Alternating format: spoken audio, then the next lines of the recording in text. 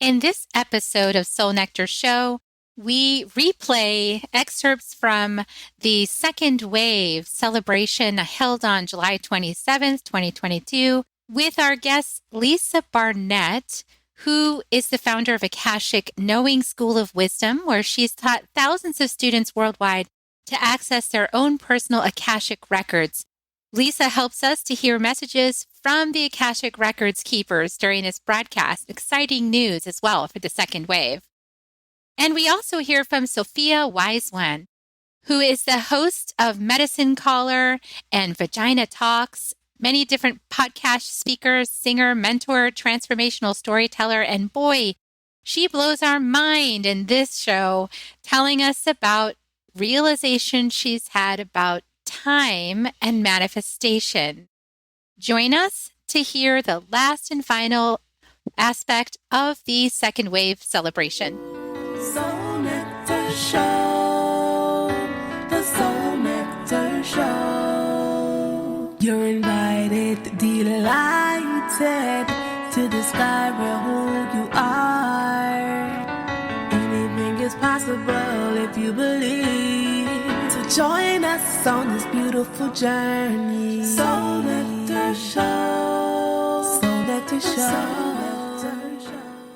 Before we start this episode, I, Carrie Hummingbird, and I, Akeem Sami, want you to know that you are invited. You're invited to join Soul Nectar Tribe. If you like what you hear on Soul Nectar Show, You will love being in person with us in Soul Nectar Tribe. we invite you to check it out.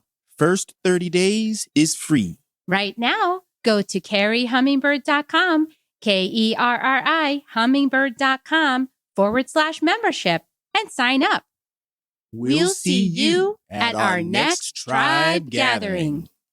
And now, on to the show. And next, we're going to bring on Lisa Barnett, who is a co-contributor to the Second Wave book. The amazing Lisa is an Akashic Records keeper teacher, and she teaches you how to access your Akashic Records and get information from the record keepers. And look at this ray of light. Like you just came in like this blast of beautiful light into the space. And I'm so grateful that you were able to come and be with us today. I am so excited to be here with you and listening to you, and all the joy and all of the energy has been phenomenal. So it is very exciting for me to join you today. So good to see you. We've had such a realm of wisdom shared. I know you had clients all afternoon. So we have had a lot of wisdom coming through. Jennifer Huff started us off. We went to Susan Kennard, who channeled the High Council. So I'm just kind of giving you the vibration of those things so you can kind of feel in your field what's going on.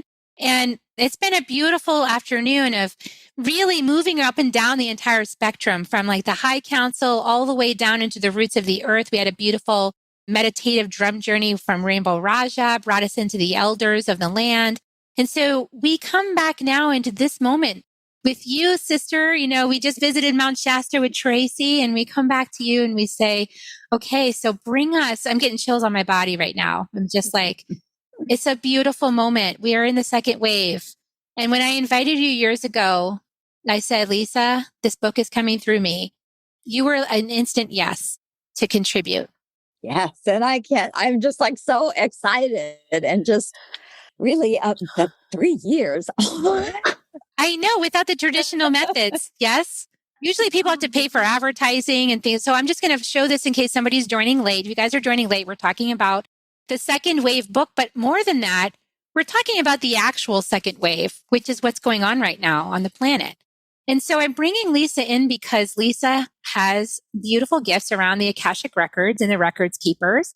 And she's a contributor in this book, by the way. So check out her chapter in the book and leave a review, you guys. If you haven't left a review yet, please do that because it will help the message spread if you leave reviews in the technology engine. So please do that. But Lisa, what's coming through you to share today? Because it's been a 3-year journey to kicking off the second wave. It has. And, I think for all of us, it has been quite a ride, right? I, thank heavens, am a huge fan of roller coasters. Right? Thank goodness. Because that's really been one big old roller coaster ride. even still today, I really, of course, I talk to the Akashic Record keepers every day, all day, pretty much. And I'm blessed to really channel so much information for clients, which gives me even bigger insight than things I'd ever think about asking. Right. So it's great to get all of these perspectives. And what they just keep saying is, hang on, we are really almost there. And this is all, they've given me an interesting image this week. And it's of like a bulldozer scraping the top of the dirt off the earth, clearing all the old garbage and low vibrational energy, all of the things that we trip on, right? Those sticks and those rocks and all the garbage and the garbage that we trip on and fall over. And that's what this year is about. That was their view of the year, was we are really scraping off the garbage that we've been layered in for thousands and thousands and, 10,000 years. This has not been a short game. We've been in this long, long game, and we're here. And so I just get excited every time they say that. I'm like, yay. Thank goodness. Thank goodness we're here. So, we've been getting lots and lots of encouragement from different people channeling wisdom and coming through from the High Council, from their own guides, their own souls. And most of it is around respecting people's autonomy, really respecting that not every soul is going to choose to make the leap from Homo sapien to Homo luminous in this lifetime, that not every soul is really kind of ready for that yet. And that those of us that are, we have this unique opportunity to really embrace this transformation for ourselves, but also to be that frequency that helps to uplift the whole timeline for everybody else as well, so that they can maybe reach it and claim it for themselves, maybe not this lifetime, but maybe in the next few lifetimes. What's your sense? What's the messaging that you're receiving around that?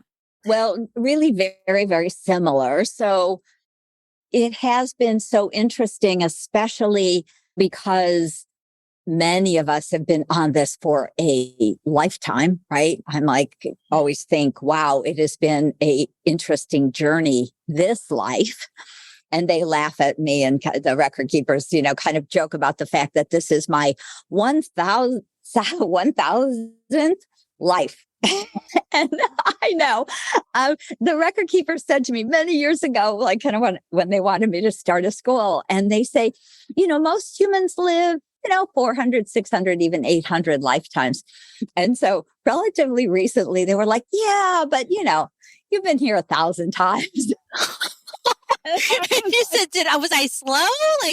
Seriously? That's exactly. And so they're very cute because they say, no, of course, you've been coming back again and again and again with really not it's been too early, right? The timing has not been right.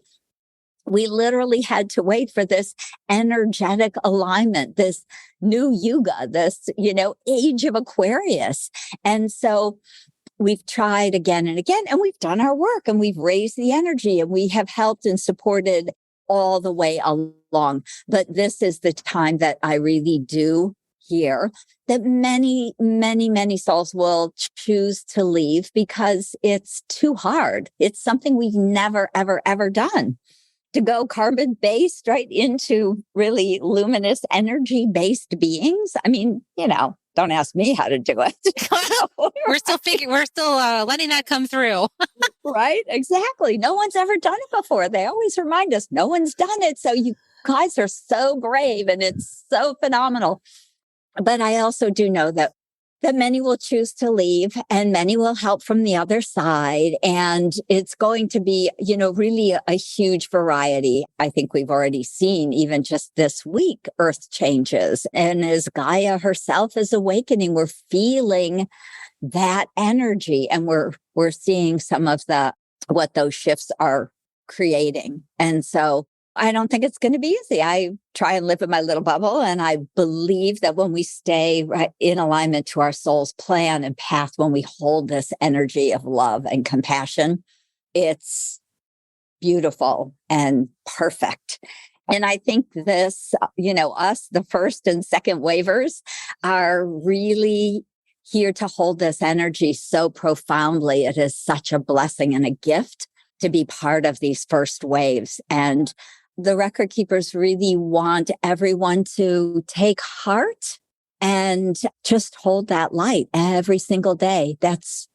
They're saying that just doing that, if you just can be in your heart and share your light, that's enough. I know so many people feel like they're not doing enough, but the record keepers say that is enough. If everyone did that, bang, it would be immediate, right?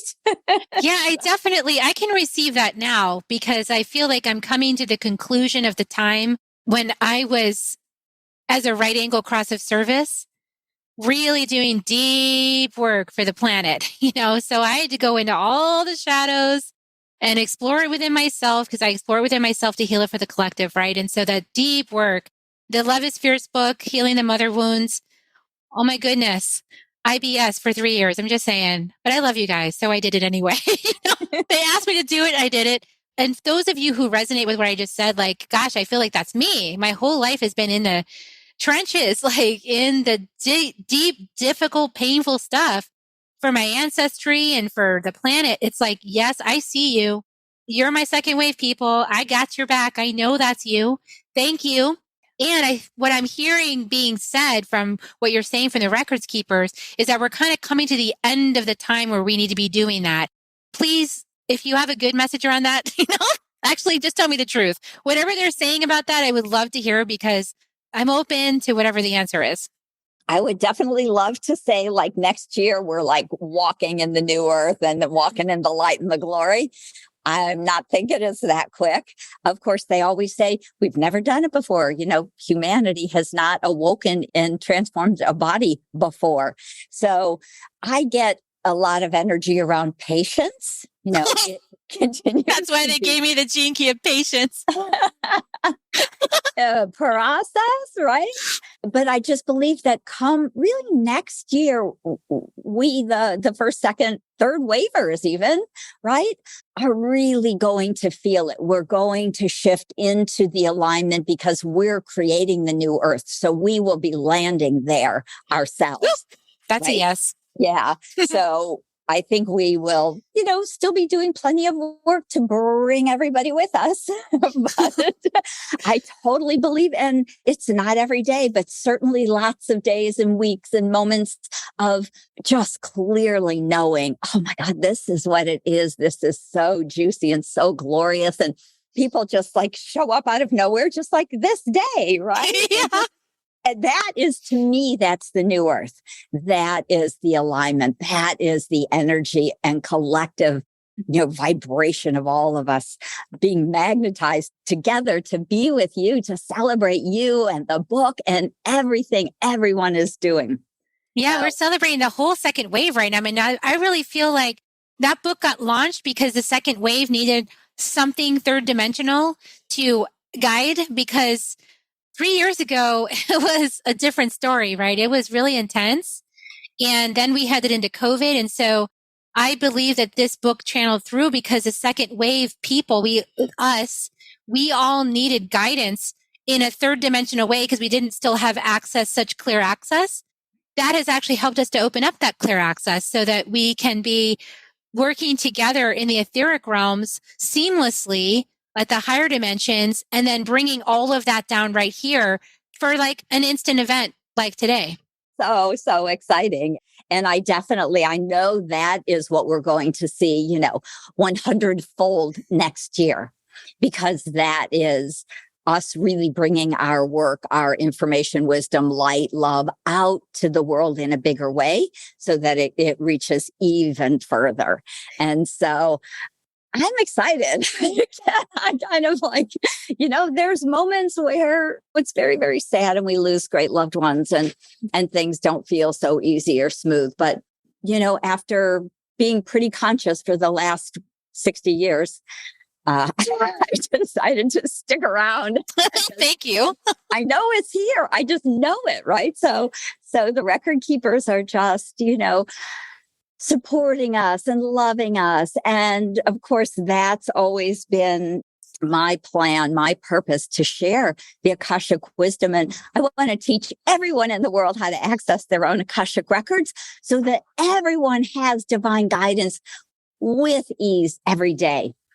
And I know that energy and the energy that you share and teach and that everyone talked about and shares and teaches today, it's all part and parcel of this path of awakening. So many wonderful empowerment modalities are showing up. And, for me recently, it's been exciting because really the galactic Akashic records have opened up so much wider Ooh. just in the last few months. So that's super exciting. Say a word about that before you head out. Tell us more about what you're seeing the expansion of the galactic records is for us here on Earth. Absolutely. So after working in the records 25, 30 years, so much of the information has been about these lives and our soul's plan and who we've been, what we've done, what we want to bring back, all the karmic patterns that we wanted to clear, the trauma, the drama, all of those challenges. So, I feel like I've just spent the last 30 years healing. And again, that is really the calling, is to continue to unwrite and rewrite these Akashic records so we can become disconnected, disengaged from the old matrix to create the new earth. So that will absolutely continue.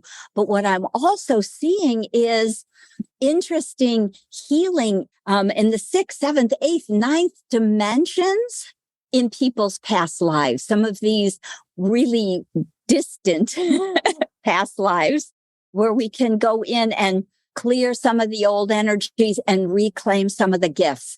And what the record keepers are saying is that is one of the really big blessings that we are going to see coming to Earth. Is some of them will be coming from these new beautiful children who are being born. But I also believe a lot of the second wavers and third wavers will remember inventions that they came to bring back to humanity. So, that's exciting. Yes. So that's very yeah. galactic information. That's fantastic. And that'll totally speed up and solve all the problems that we have right now, because it's new, it's galactic technology that's going to help us to move into these new spaces with harmony, grace, and ease with the earth and with each other. That's amazing. Oh, thank you for sharing that. Gorgeous, gorgeous, gorgeous. And before you go, I want to pop one more thing in there. And I know we're going to get to Sophia Wise when she's next. But what came up for me to share when you were speaking was also for those of us that are still, doing the work, the shadow work and things like that. I want to just give encouragement, because just be mindful of the stories. Let it be loose, right? Because we can have a lifetime of experience with somebody in our personal life that's like really close, like my mom. And we can make up stories about that's based on what we think is history and fact. But then we actually can clear that stuff. Like we can actually clear and rewrite our own history. Yeah. And, I've gone back and surrounded my baby in light inside my mom's inside my mom's womb. I was like, well, it's my fetus, so I'm going to go put light around myself, and just give myself love and light, and I did that. And it has totally transformed my experience in this dimension. It's like, it kind of up levels the timeline. And when you do ancestral work, many ancestors are so willing at this time to step forward and do the clearing work. Like they are ready. They're just like good battalions of ancestors that are like, just let us support you. Let us help you. And call them in, get a healing session, call them in because they're ready, right, Lisa? Because it helps them, but it also helps the whole timeline. And it helps this piercing of the veil of the new consciousness. It helps it happen because all that energetic, let's say you're working with an ancestor that's like 7 generations back, that's going to ripple forward through that whole timeline and uplift. That's potent magic right there. That can lift the whole timeline. So open up some access to that.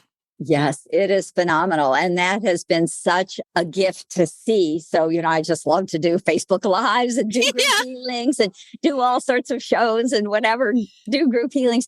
But it's been amazing because I've had, kind of dozens of, honestly, really some older women, 60s, 70s, who are coming forward, who are saying, I really am ready to finish this ancestral trauma and these old stories of my life. And we've been doing beautiful sessions, 3 sessions, 6 sessions to really go deep. And I'm seeing their lives transform at, 70, 75. They're like, I am ready for a new life now. And so it really just has given me so much hope that what, of course, I have always known, it's never too late. But, to really see that kind of again and again with many, many, many clients, and to see them going off, and it feels like, now we're going to be living into our hundreds. And so why not do your work at 60 or 70 or 80? And you just described my mom. You just described, because I've been doing this work for 10 years and going back in the past, working with the ancestors, healing all this stuff, healing the mother wound 3 years. And my mom now is like open to this. She was never open before. She's finally open, and she's actually getting some breakthroughs. It's super exciting. And she's working with the ancestors. It's like her body's improving. It's like, wow. To experience that. And now I get to sit like at brunch this last Sunday, and she was sharing a dream with me, and I was getting insights about the dream. And I was like, like just letting my mom have it. Let her have this moment. Just sit back, be a witness, be so happy and grateful and joyful. So I'm just encouraging people to just, open up the stories, like just really open them up, because you don't know what's going to happen. You actually don't. Just because it was that way for this long and da. So what? That thing could change like that, because we're in that time. Right. Because the karma has been cleared and released, deleted from the Akashic field, from source energy, from the quantum field. There truly is no karma. And so all we have to do is let that old story go, move into that space of compassion and forgiveness and allowing. And our lives can transform profoundly with such ease. It's just so profound. I'm excited to watch people doing this without so much hard work anymore. So less struggle, blessing, more transformation. Ease and grace. Ease and grace. Well, Lisa, I love you so much. I've really enjoyed partnering with you on this book for the last 3 years. I'm so grateful that we're a spirit team together. And I appreciate the work that you do in the world. And I want to just say, if you go back and look at the book, Lisa's got access to her materials in here. So you can definitely find out more about the current offerings and this galactic. I know we're all like, galactic, what? So yeah, I think you'll be getting some client sessions. I love it. I am just so blessed to be able to be in service to everybody. And thank you, Carrie. I love you too. It has been a wonderful ride, and hope to get to see you continue in person. Yes, I want to see you too. And let's intend that this just keeps rippling out until every single second wave member has actually gotten indoctrinated in a good way. Perfect. With this information. Okay. Bye for now. Bye. All right. We're going to call in our last guest, which is Sophia Wise One. I'm so excited for Sophia Wise One. She's got some major magic, and you guys might have heard her on my podcast, Soul Nectar Show. And she sang a beautiful song on my podcast that I could not stop singing. It was incredible. Sophia, I couldn't stop singing a song. I have to confess to you that I actually took that song it was like a month later, I took that song into my pilgrimage. And I changed the lyrics, and I put like my name in it. And I was like, I got to sing this song, but it's Sophia Wise One's song, but I can't sing her name because I'm not her. So I was like, I am white eagle, hummingbird, daughter of the sun. I am calling you. I am calling you. I am calling you. Rise up, rise up, rise up. Rise up and take your place. Rise up, rise up, rise up. Rise up and take your place. We've been preparing. We've been preparing. That time is now.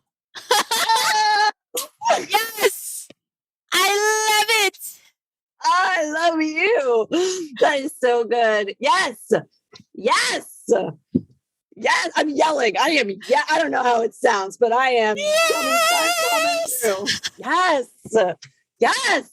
Yes. I was just singing, just listening to you and Lisa talk. I was just like singing. I was just singing as it was listening, singing. So I love that is how you just brought me in. That is like, I couldn't help myself. I was making everybody like, I even sang it in the middle of the medicine ceremony. I had to sing this song for y'all. So it's coming through. It's so good. Oh my gosh. Yay. Hi. Hi. Welcome, sister. I've missed you. I've missed you too. It's been a time. Yes, you're an auntie. Oh, so an auntie. It's deep. It's deep. I don't know. I'll throw a little factoid out for people. There's a thing called matriescence.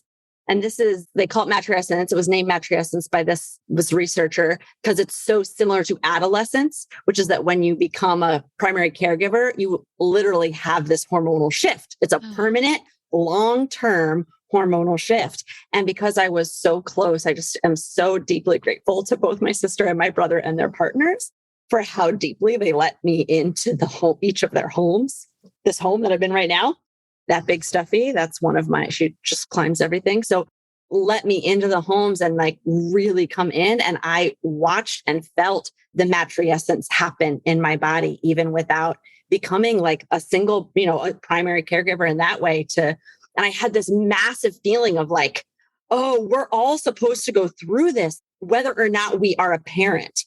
That root primal tribe community model allows an intimacy and a closeness to new children through cycles that allows when it's time, when we say, I've had enough of it being all about me. I'm willing to put that aside for months at a time and have the only thing matter be that this being is sleeping when they're tired and eating when they're hungry and being soothed when they're upset for whatever cosmic reason is womming their system and tending their butt and their genitals as they discharge from their body, like this basic primal hour by hour being like, keep it alive.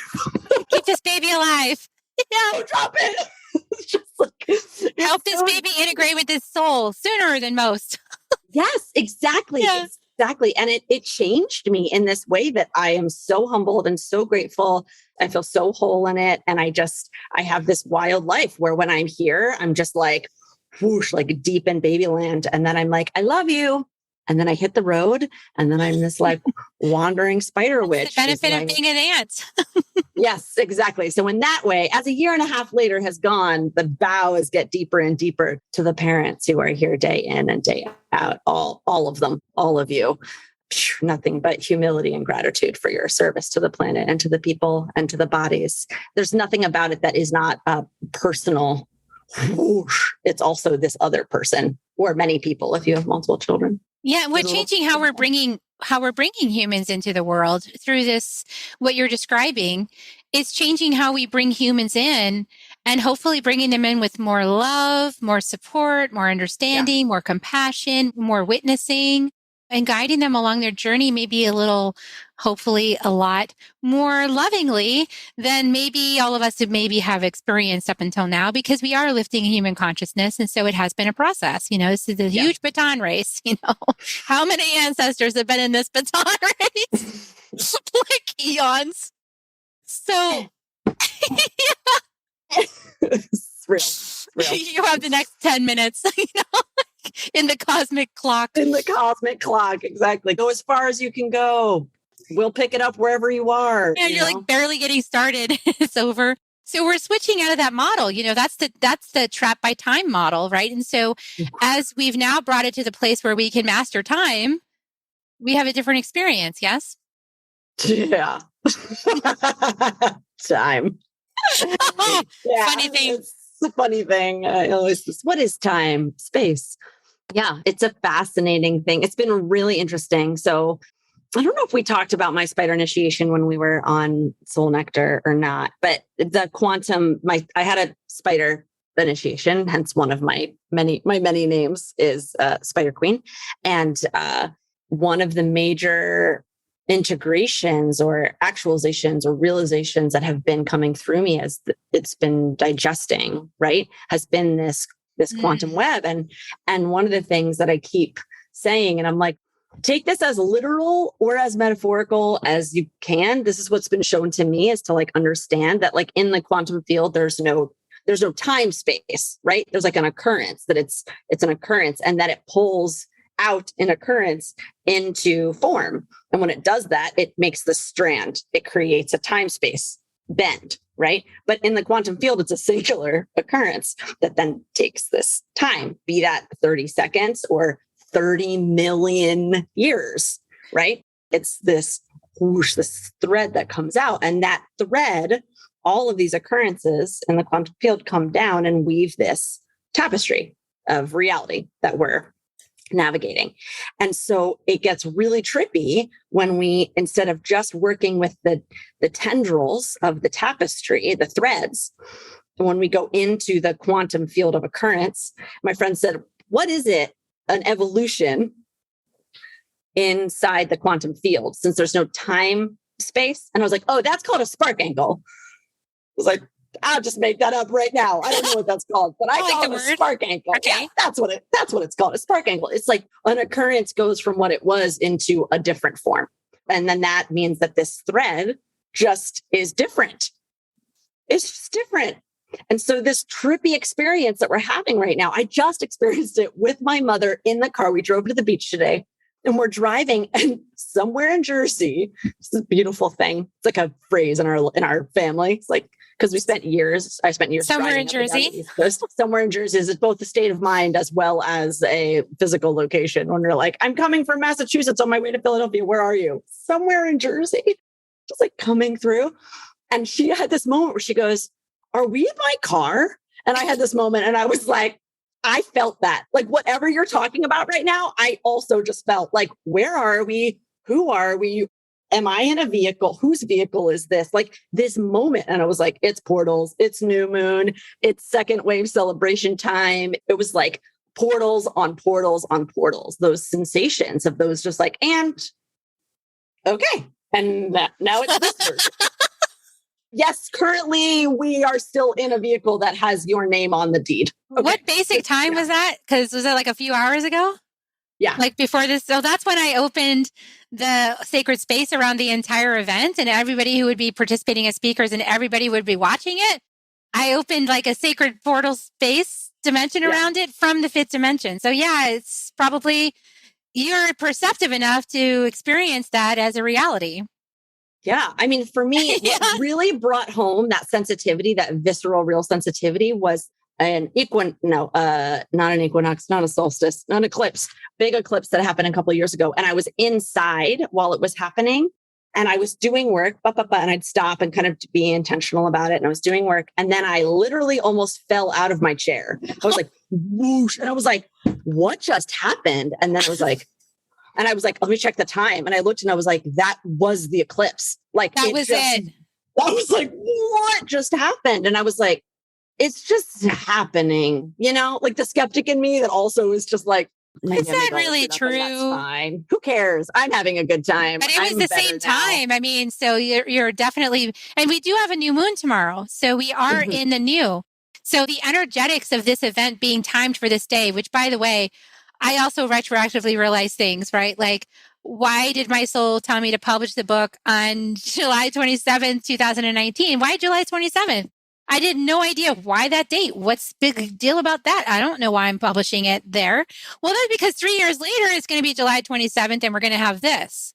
So there's like these sequences of information that it's like timing is everything. And as Hillary Harley was on a little bit earlier talking about the astrology, we are actually already in the window as of like this morning or last night of this portal of the Lion's Gate. So we have the new moon that's starting tomorrow and then all the way through the Lion's Gate on 8/8. And so, yeah, this is it. We're in the medicine. We're in the creation of the 5D and the new earth. It's like, we've been doing this, but this is like another level of it. Have a little song for us, a little one. Please. It's about keeping it light as shit goes, as it's going to go, as we go this way. All right. Okay, I'm going to mute myself. Okay. Everyone's doing the best that they can, and everyone's best is a mess. Everyone's loving as best as they can, and everyone's loving is blessed. One more time. Everyone's doing the best that they can, and everyone's best is a mess. Everyone's loving as best as they can, and everyone's loving is blessed. See, this is why I was called to invite you to be our closer. It's just a sacred time, and sacred times like birth and death and a massive purge in the middle of a ceremony. It's messy, and it gets to be messy. And that is not the problem. It's just the thing that's happening. It's just the thing that's happening. It's the way that the sacred is doing what it does. And so as much as we can be in love with that mess, in love with the person next to us who like is completely in resistance to any portals, nothing is changing, nothing is wrong, everything's fine. And we can go like, oh, I get it. And I love you. And the part that inside goes, I don't want to. I've only known how to be fighting for this change. I don't know how to be thriving in this change. I don't know. To just be like, yeah, how would you know? How would I know? How could I possibly know how to be at ease and safe and in bliss and in ecstasy while being completely exposed at this time? We get to find out. We get to find out that new life. We keep talking about these new babies coming in. First of all, yes, and thank you to all those souls. And second of all, that's us. We're the new babies coming in. We are learning how to speak, how to think, how our organs work. We are learning everything. You know, I think about the hunger in a baby when they're little. They don't know that's hunger. All they feel is that intense stomach sensation of like, goosh, you know, when you're like at the end of in the middle of a fast before you've hit in the sweet spot and you're just like, goosh, that sensation, that crying isn't, I'm hungry. Could you feed me? It's what is happening? This is My body. Something is terribly wrong. And it's like, it's not wrong. No, but it's real. It's wisdom. It's valuable. It's messy. It's messy. I changed a diaper today. As I moved the diaper, the poop just fell on the floor. Nice. It was like, and I was like, now there's poop on the floor. Like, so that's what we're doing. We're just going to clean up some poop and then we're going to go on a walk. But like the mess is not the problem, not inside and not around us. The mess right now is indicative of a long journey, and it's exposing all of the things that are literally devastating and heartbreaking right now. That are many of them are exposure of devastating and heartbreaking things that have been underway for a long, long time. And so the mess, seeing the poop on the floor is not the problem. Right. Right? Defining reality by that one moment will be limiting and incredibly difficult. Right? But doing what we have with what we have, that's all any of us can do. It's all any of us can do. And to really let the people love the things they love is a very important thing right now. Because the temptation to shame or to judge what brings people comfort or peace or motivation or brings them to a state of rest, the right way to get through a transition, you have to let that go. You have to let that go. For some people, it's working out and breaking a sweat. And for some people, it's laying down and not talking to anyone. And the whole gamut in between and this and that and yada, yada. And I'm talking about internal subtle frequencies. If we think this frequency always does it for everyone, let it go. That's not it. That is not everyone's medicine. We are this web, this non-time space whoosh, web. Yeah. All of those frequencies are in this web and they're changing. Yeah, it's massive alchemy. Yes, there's so much pleasure in it when we can allow it, right? But if we start to, when we can allow it, that's the courage. And that's this like huge, that's the big courage. Our pleasure amplifies it. Our pleasure helps it. Our pleasure and other people's pleasure, even when it's not our pleasure. And this is very tricky to do in this time with like moral questions and big questions and things like this. So that on the deepest primal way to let really like whoosh, hold that for ourselves. Oof, I can feel that. It's like rubby in me. That's like an edge that I get to work on of just being like, can I really just say, yes, they get to find pleasure in that. And it's like, well, I can really even hold it even deeper and say like, they get to feel the true pleasure of their being. May they awaken to that. May I awaken to the true pleasure and true capacity of pleasure in my being. That's a big ask. That's what I'm asking. I'm asking to let everyone else have that. And I can't ask for everyone else to have that to whatever they want and they're to themselves if I'm not willing to show up to that transformation in myself. And I am.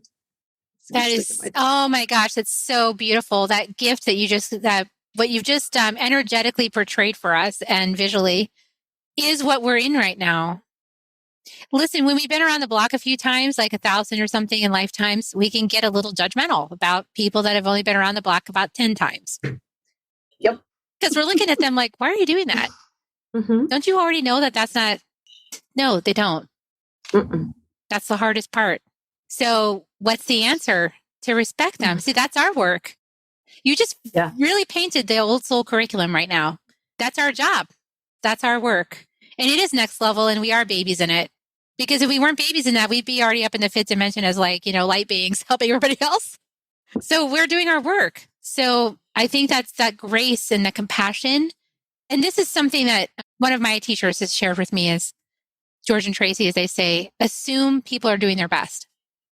That has helped me because I do have the shadow of judgment in my Gene Keys chart. And boy, it does provoke me. It teams up with the shadow of opinion and those two get together. And then they team up with expectation. And boy, those three really like each other. And before you know it, I got disappointment and they love each other. So I got a concoction going on and that causes some stress and they all know each other really well. And I get to go, thank you for sharing. Thank you for sharing. This is why I find being erotically in love with life is so helpful because where we're really in love with someone, they do the dumbest shit. And we're like, you're so fun. You just spilled your whole coffee on me. Oh my God. Oh, just look at your eyes. It's just like, it's the gift, right? It's like just enough oxytocin to be like, nah, I don't care. You just pooped on my hand, you cute little baby. Like, don't even care. I love it. It's the cutest poop I've ever seen, and it's like, if we can bring that state of pleasure and well-being to ourselves and to our life, the one that we have the opportunity to touch, not the one that some over there that I don't know about, but the one that I'm here touching, the neighbor that I'm crossing, the vehicle that I'm driving, the furniture, the space that I'm in, the people that I'm meeting. These are the people. This is the life that I'm touching. The more in love with the opportunity. What an honor. If every one of these things is an honor for me to touch, and I can be erotically in love with the opportunity to have that, that is a major helpful setup to have that respect and honoring. And I don't just mean the high, right? But there's a way that can help because there's a wisdom in that. If we're willing to lean into that innocent, joyful acceptance, wisdom that really assumes that it does not destroy my well-being or my safety. Mm-hmm. And that's that deep soul. That's that deep timeline of being like, my short timeline when I think about things right now are 2,500 year timelines. I'm thinking back like about 2,000, 3,000 years ago. I'm thinking forward about 2,000, 3,000 years ago. So like and I feel a little strange half the time when I'm doing that. That's part of the spider medicine, like the work that I'm doing and how I'm doing it. It's like makes conversation a little choppy sometimes, but it's cool. What interaction could I have with someone today that would make that timeline unsafe? That would allow my soul to be in danger. My identity my identity is not in danger in a 2,000 year timeline. So it's not in danger in an interaction. And so if I can have that blissful opportunity to fall in love, to say like, wow, oh my gosh, that was so irritating. What an opportunity to be irritated, right? And to like, let the irritation of incarnation be matched with the like, that it's the ecstasy, the ecstasy of incarnation, to like bridge them. What is it to have those things not be separate and counter, but integrated in the opportunity of being alive? Absolutely. Yes. And whatever you got to do, whatever modality, whatever concept, construct you put yourself in, like you put yourself in this like really 2,500 year timeline, like whatever you have to do to get yourself there, it's like it places you in a whole different space where you're just like, oh, is that so? Okay. Oh, is that so? And what's the medicine we need right now? We need a whole lot of that because it's curiosity. It's like, we don't actually know. We only know what we're experiencing at this like third dimensional, totally human, with some soul coming in, right?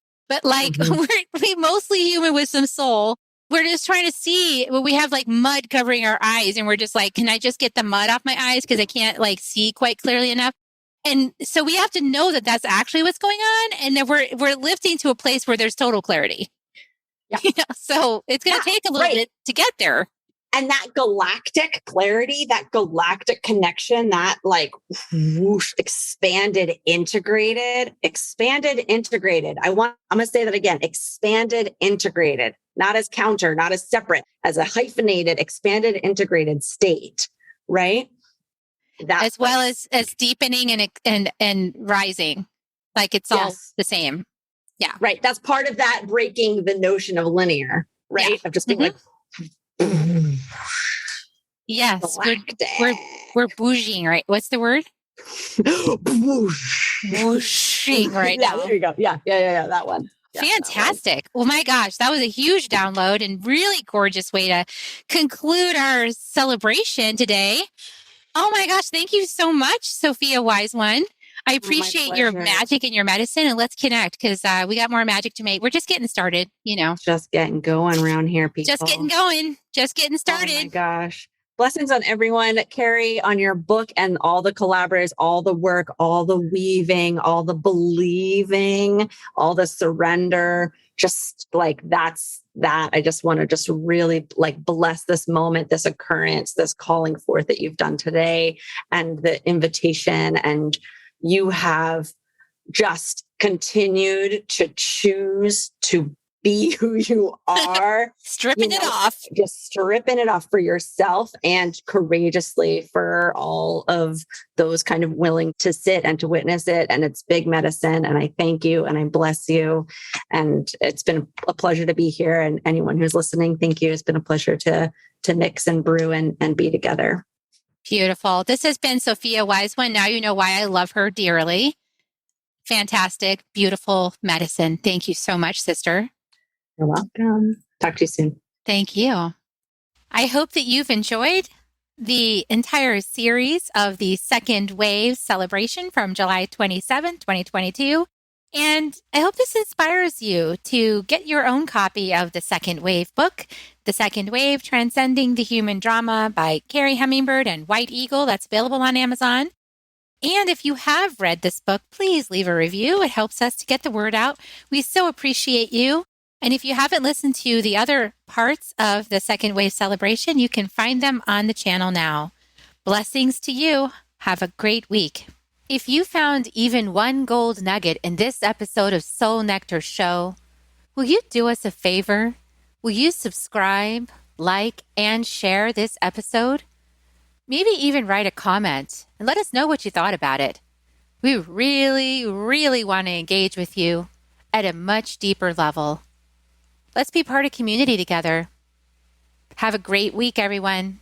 Bye for now. To dive in deeper to nourishing conversation, visit soulnectar.show. Soul Nectar Show. Awaken away to show. Take a sip from the drip of nectar from the source of who you are.